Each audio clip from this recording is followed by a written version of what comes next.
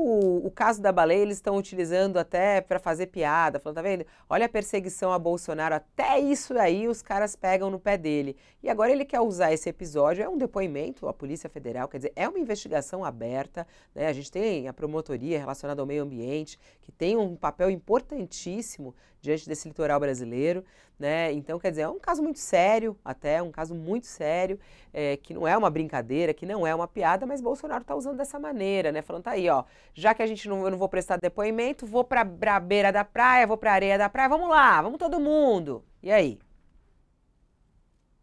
Fabíola, esse episódio tem algumas vertentes sobre as quais a gente tem que refletir. Primeiro, o Bolsonaro está montando um cercadinho, está preparando um cercadinho. Gente, vai lá que eu vou estar lá para fazer o show para vocês, e vocês aparecem lá. Eu volto a me perguntar em que medida nós da imprensa devemos promover esse tipo de cercadinho. Vamos lá, vamos ver, olhar tal e ver se tem ali algo efetivamente que seja notícia ou não, e aí a gente publica ou não.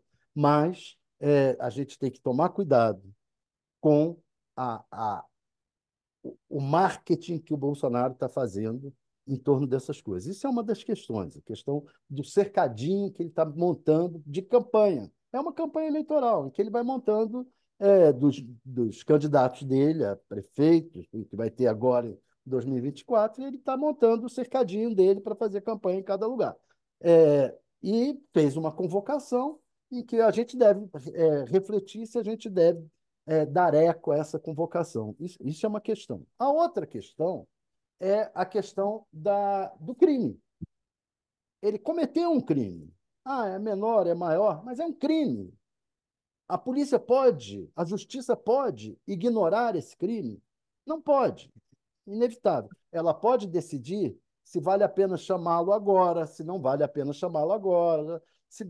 Isso daí a justiça deve administrar porque está lidando com um marketólogo. E com o marketólogo tem que tomar cuidado. Então, vamos tomar cuidado com relação a isso. Agora, o crime é inevitável e é um crime grave esse contra as baleias, que ele comete. A crime ambiental, o Bolsonaro é o zelo e vezeiro de cometer crimes ambientais. E a gente realmente não pode ignorar o crime. Agora, tem que administrar, vai chamar ele a depor e oferecer para ele a possibilidade dele montar um cercadinho. Não vamos chamar para depor agora, vamos chamar numa fase posterior, vamos esperar a campanha eleitoral, vamos fazer. Agora, o crime é inevitável. Thales, Inevitável, não tem como sair dessa. interessante que você relembrou aí essa história do cercadinho. Na segunda-feira a gente fez uma discussão sobre isso, você com uma opinião, o Josias com outra, né? Quando a gente trouxe a informação do cercadinho na casa dele, lá perto de Angra dos Reis, em Mambucaba, e a gente trouxe a reportagem do jornal Folha de São Paulo, falando que o repórter entrou no cercadinho, acompanhou e a gente divulgou, mostramos as imagens. E olha só, hoje logo cedo, não sei se você chegou a ver ou não, mostra aqui pra gente no X, o deputado federal Eduardo Bolsonaro justamente pegou essa nossa conversa, fez o recorte e colocou lá. Ao que parece, Bolsonaro segue sendo o verdadeiro presidente, com direito a cercadinho e pautando a mídia diariamente. Que Veja, é exatamente isso que você está falando, Thales. Ele diz aqui, aí ele reposta um vídeo que está circulando muito lá no TikTok, eu falando sobre esse cercadinho, eu contando a história do cercadinho, aí fala vistas, né, tá errado, é visitas de apoiadores do Bolsonaro na sua própria casa, tá incomodando a mídia. E aí ele faz isso, quer dizer, eles usam isso e aí ele já coloca lá, tá vendo? A mídia tá cobrindo a gente. É exatamente isso que você estava falando, né, Thales? exatamente. Eles se aproveitam disso e a gente tem que pensar uma forma de não dar eco a eles, não ficar inflando, né? Ele fez agora uma convocação para o Cercadinho, convocação lá no Twitter dele, e espera que esteja bastante gente lá. É isso, e bastante cobertura.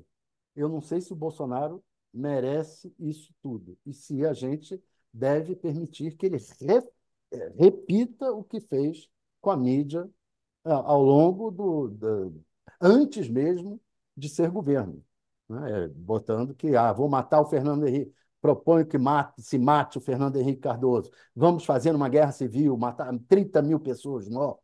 Esse tipo de coisa que eu acho que a imprensa tinha que tomar cuidado.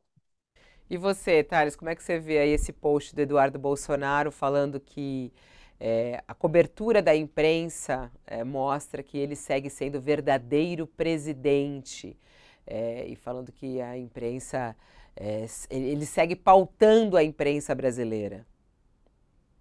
Não, a cobertura da imprensa mostra que o Bolsonaro continua sendo um criminoso à espera de sentença. Aliás, o que vem sendo realçado aqui. Em relação ao Flávio Bolsonaro, o que se tem realçado aqui é que ele é um inocente sui generis, porque ele, embora se considere inocente, ele conspirou frequentemente, ou durante todo o tempo, para que o judiciário não se pronunciasse sobre ele. Ele providenciou para que, por questões processuais, os tribunais superiores matassem provas vivas no caso da rachadinha. A minha posição sobre essa matéria, Fabiola, é a de que cabe ao jornalista que trabalha em veículos de jornalismo profissional informar a sociedade. Nós cometemos um erro antes da eleição presidencial de 2018, que foi o grande erro de negligenciar o Bolsonaro. O Bolsonaro era um parlamentar folclórico, atrabiliário, que se metia em confusões, não apresentou nada durante 3 décadas quase de atividade parlamentar, ele não levou à vitrine nada de aproveitável. Então as pessoas o desprezavam, ele era um personagem caricatural, folclórico. E este personagem folclórico percorreu o país em silêncio, numa caravana que foi juntando cada vez mais gente. Então, verificou-se, na fase pré-eleitoral de 2018, que havia um fenômeno. Esse fenômeno foi negligenciado pela imprensa brasileira. E esse fenômeno, a caricatura virou presidente da República. Então, hoje, quer me parecer que seria uma reincidência no erro se nós ignorássemos o fato de que a caricatura continua percorrendo a conjuntura política com grande apoio num pedaço do eleitorado brasileiro. Então, há um bom número de brasileiros que continuam dando crédito e admirando com devoção uma caricatura política que chutou vacinas, que desprezou o sistema eleitoral, que elegeu os seus filhos reiteradas vezes. Então, essa caricatura continua perambulando pela conjuntura como se nada tivesse sido descoberta sobre ela, como se a presidência da caricatura tivesse sido uma presidência exemplar, e como se o resultado da eleição presidencial de 2022 fosse uma ficção, uma grande conspiração que deu vitória ao adversário da caricatura por conta de uma fraude. Então, nós não podemos ignorar esse personagem, porque um pedaço da sociedade não o ignora.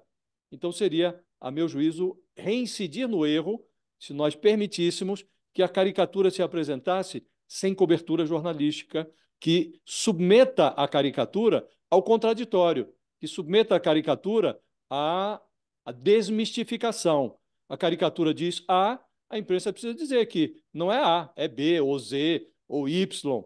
Então, acho que seria um erro não dar atenção à caricatura.